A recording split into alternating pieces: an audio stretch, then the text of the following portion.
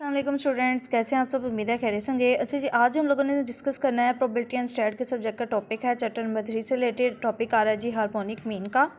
इसके अंदर भी आप लोगों के पास दो टाइप के ही डाटा होंगे, अनग्रुप डाटा और ग्रुप डाटा। इससे रिलेटेड जो इस सब्जेक्ट से रिलेटेड, ये चैप्टर से रिलेटेड जो प्रीवियस वीडियोज़ हैं मेरे प्लेलिस्ट में मौजूद हैं, जिसमें मीडियन, क्वार्टाइल, डिसाइल, उसके अलावा अरिथमेटिक मीन, मतलब जो भी इससे रिलेटेड जो टॉपिक्स आ रहे हैं तो वो इंशाल्लाह आप लोगों को मिल जाएंगे। आप लोगों ने मैथ में टॉर्स पर जाना है और उसकी प्लेलिस्ट में जाकर चेक करना है और वहाँ पे इंशाल्लाह आपको मिल जाएंगे। मज़ीद अगर आपको calculus, differential equation, linear algebra, multivariate calculus, इन सब से रिलेटेड भी वीडियोस या उनकी एक कंप्लीट आउटलाइन या इस तरह से चाहिए तो वो भी इंशाल्लाह आपको मेरे चैनल पे मिल जाएगी। ठीक है, मस्ट विजिट कीजिएगा। और अगर आप मेरे चैनल पे न्यू और अब तक मेरे चैनल को सब्सक्राइब नहीं किया हुआ तो काइंडली मेरे बेटा कर लें और बेल आइकन के बटन को ज़रूर प्रेस करें ताकि मेरे आने वाली वीडियोज़ की अपडेट आपको मिलती रहे। और ज़्यादा से ज़्यादा दूसरों से शेयर किया करें। शेयर करना क्या होता है, सदका जारिया होता है। मे बी मेरी वजह से, आपकी वजह से किसके हेल्प हो जाए, हेल्प करना क्या होता है, बहुत अच्छी बात है। वैसे शायद लाइफ में हम कोई इतने अच्छे डीड्स करते हैं ना, चलें इसी बार नहीं हम किसी की प्रॉब्लम का सलूशन बन जाए।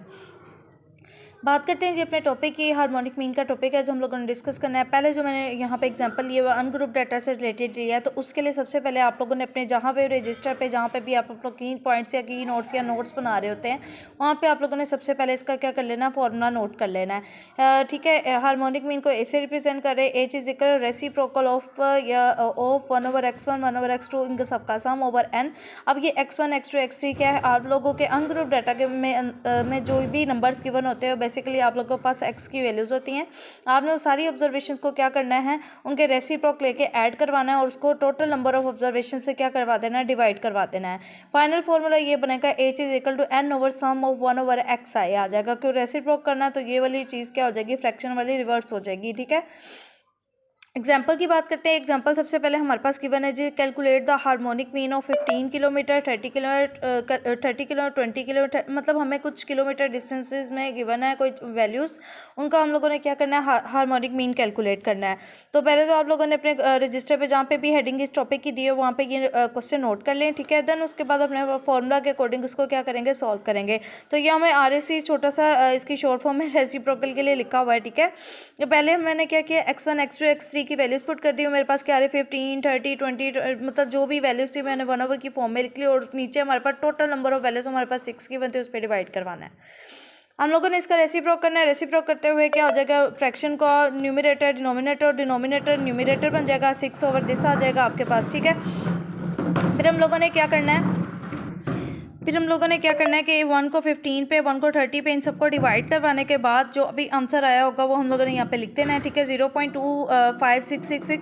अच्छा, ये आप लोगों ने कैसे करना है कि आप लोगों ने कैलकुलेटर पकड़ना है और वहाँ पे, अच्छा ये सारी फ्रैक्शन एट ए टाइम में भी उस पर ना सॉल्व हो जाए। अगर आप लैपटॉप पे कैलकुलेटर ओपन करते हैं तो वहाँ पे तो ये सारी फ्रैक्शन एट ए टाइम एक ही दफ़ा में आप लोगों के सॉल्व हो जाएंगी। ठीक है, कैलकुलेटर में भी 1 2 या 3 4 एट टाइम सॉल्व करेगी, हमें भी हो सकता है सारे कर दे। अगर आप लोगों के पास साइंटिफिक कैलकुलेटर जहाँ पे फ्रैक्शन वाली ऑप्शन मौजूद होती है वो है ना, तो फिर वो ज़्यादा अच्छा रहेगा। ठीक है, आपने 1 को डिवाइड करवाना है 15 पे, 1 को 30 पे, 1 को 20 पे, सबको ऐड करवाना है। तो आपके पास ये डेसिमल पॉइंट्स में बन जाएगा 0.25666। मे भी इससे ज़्यादा अगर एक्सीड कर जाता है नंबर तो फिर आप लोगों ने क्या करना है, अपने कैलकुलेटर को पहले फिक्स कर लेना है।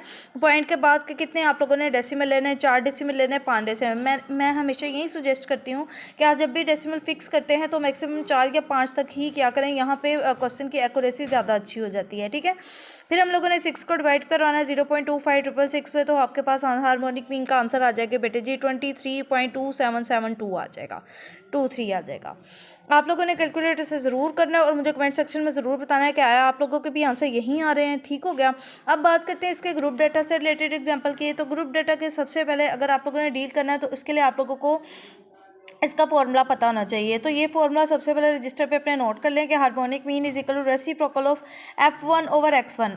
इसमें और इसमें ये फ़र्क है अनग्रुप डाटा का, यहाँ 1 ओवर होता है, यहाँ हम लोग क्या कर देते हैं, उसकी फ्रिक्वेंसी से क्या करवा देते हैं, डिवाइड करवा देते हैं ऑब्जर्वेशन वैल्यू को। f1 divided by x1 plus f2 divided by x2, इस तरह सो ऑन डिवाइड करवा देते हैं सम ऑफ फ्रिक्वेंसीज पे।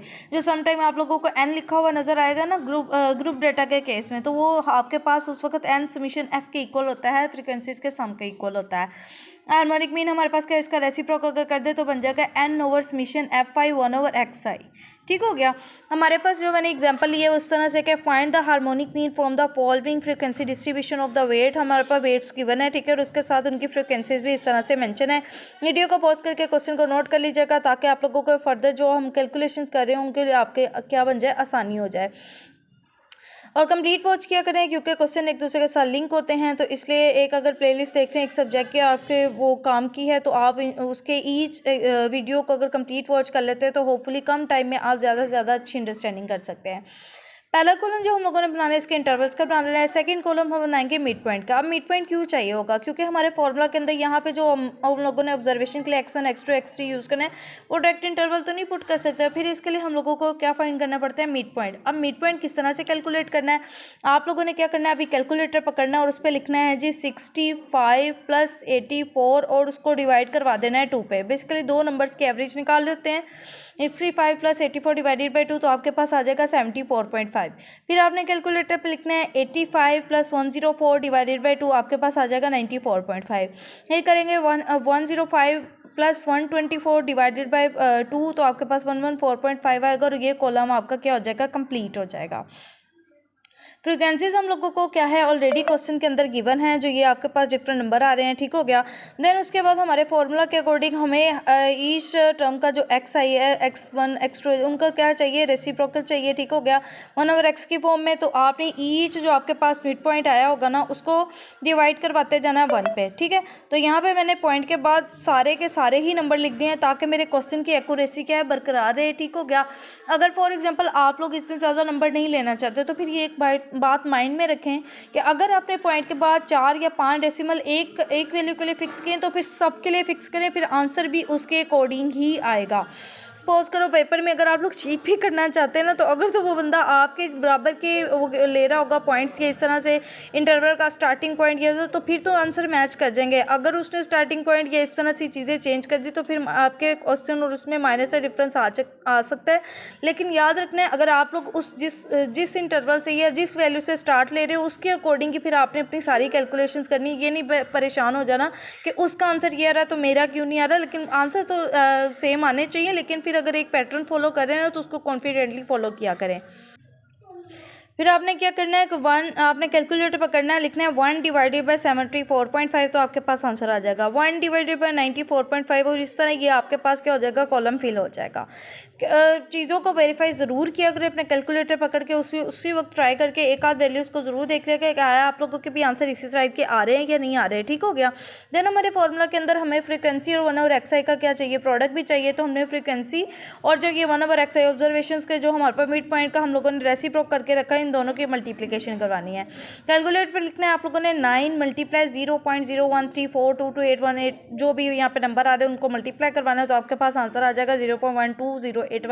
होप्स ओके यही आंसर आएगा इंशाल्लाह ही। लेकिन अगर आप लोगों को सपोज करो पॉइंट के बाद 2 डेसिमल मैच हो जाता है, ये 3 और उसके बाद एक आध नहीं भी मैच होता तो इससे आप लोगों को परेशान होने की बिल्कुल ज़रूरत नहीं है। ठीक है, ये वही चीज़ मैंने अभी बताई। मैंने इतने ज़्यादा डेसिमल पॉइंट्स लिए हुए हैं तो मेरा ये आया। सपोज करो अगर यहाँ पे आप लोग डेसिमल फिक्स कर देते तो मे बी यहाँ पे माइनस से चेंज आ जाए, तो इस चीज़ से परेशान नहीं होना।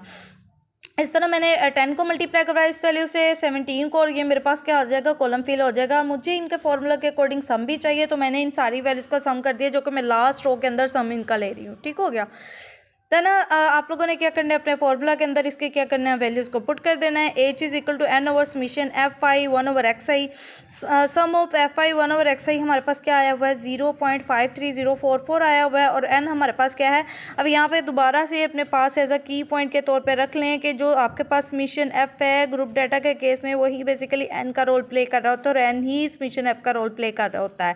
ठीक है, यहाँ पे आप लोगों ने ये नहीं करना 1 2 3 4 के हमें इतने नंबर्स के, ये नहीं, फ्रीक्वेंसीज के सम को आप लोगों ने n के इक्वल लेना है। ठीक है, वो आपके पास 60 आ रहा है। 60 को जैसे इस नंबर पे डिवाइड करेंगे आपके पास आंसर आ जाएगा 113.11 ग्राम्स। ठीक हो गया। अगर माइनस से आप लोगों के यहाँ पे डेसिमल पॉइंट्स का चेंज आता है तो दोबारा से रिपीट कर देती हूँ, परेशान नहीं होना। जो चीज़ आप लोगों ने डेसिमल के बाद जितने पॉइंट्स फिक्स किए हैं तो कोशिश करना है हर वैल्यू के लिए उतने ही फिक्स पॉइंट लें और आंसर भी फिर उसी के अकॉर्डिंग आप लोगों का आएगा। और मैं दोबारा से रिपीट कर देती हूँ, और अगर मेरे बेटा आपके चैनल पर न्यू हुए हैं तो जल्दी से मेरे चैनल को सब्सक्राइब कर ले ताकि मेरे आने वाली वीडियोज़ के अपडेट आपको मिलती रहे। बेल आइकन के बटन को जरूर प्रेस करिएगा। और ज़्यादा से ज़्यादा दूसरों से शेयर किया करें। शेयर करना क्या होता है, सदका जारिया होता है।